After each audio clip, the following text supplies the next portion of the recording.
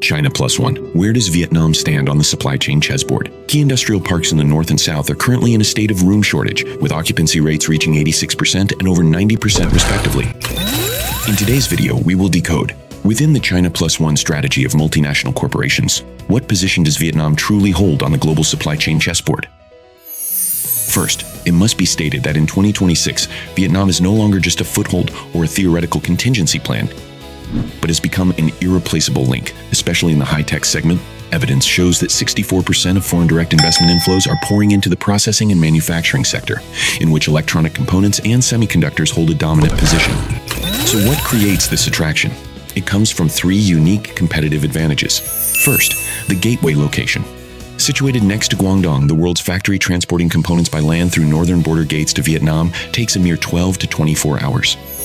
Second, thanks to 16 free trade agreements, Vietnam has become an ideal tariff transit hub to the United States and the European Union.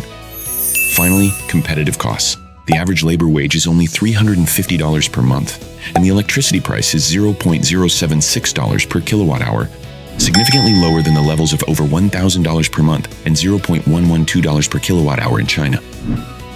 To welcome new generation giants like Apple or Nvidia, Vietnam's industrial park infrastructure is undergoing a fierce transformation. No longer traditional factories, industrial parks are now required to meet net zero standards and integrate rooftop solar power to satisfy environmental, social, and governance requirements. The fast-track trend is also rising as over 60% of new foreign direct investment projects in 2025 chose to lease ready-built factories.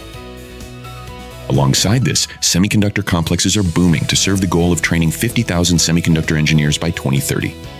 When compared, Vietnam stands as a pioneer market in high-tech and electronics, contrasting with India's focus on heavy industry or Indonesia's electric vehicle nickel mines.